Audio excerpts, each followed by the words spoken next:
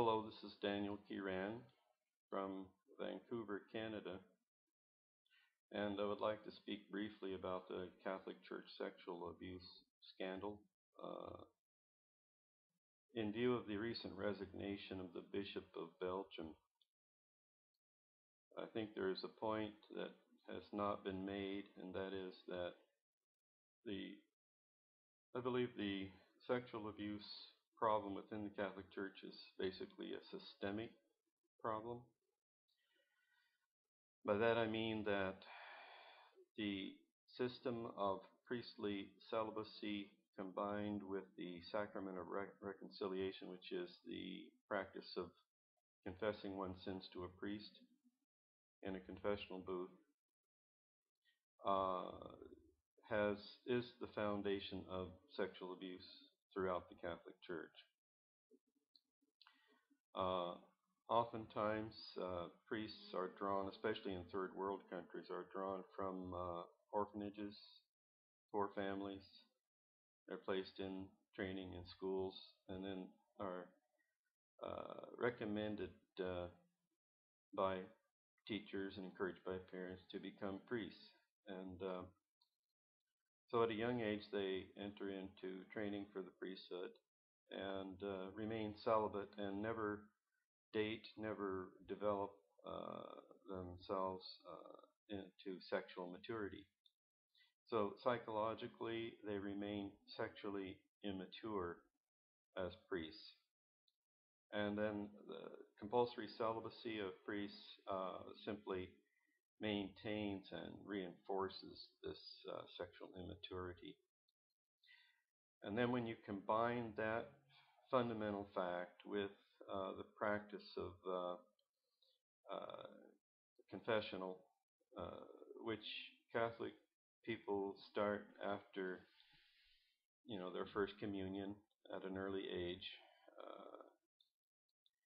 uh, in which they go into a confessional booth and they speak to the celibate priest about their sexual sins. Sexuality is a common aspect of human nature, and there are many aspects of it that the Catholic Church regards as sinful. And so these misdeeds must be confessed in order to receive absolution or forgiveness by the priest.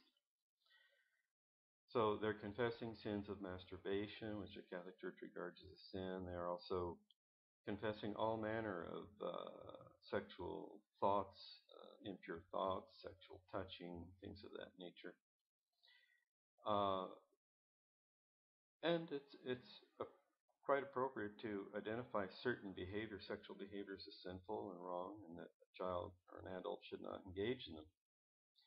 But when you have a situation where the individual is confessing these sins, sexual sins, to an immature celibate priest, it is a recipe and a formula for sexual abuse. It arouses the priest's interest, sexual interest, uh, that he either does not act on or he acts on. And unfortunately, explosive nature of the combination has led to many, many priests acting on their sexual thoughts and desires, stimulated by this combination of factors. So I encourage all Catholic people, Catholic priests, Catholic hierarchy, bishops, archbishops, the Pope, to, if you see this video, which is probably not likely, but that you make a change. If you want celibacy to be encouraged but not compulsory, that's an option.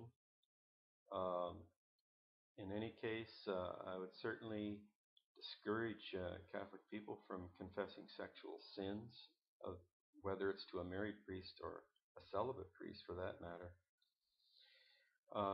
because that's simply inappropriate.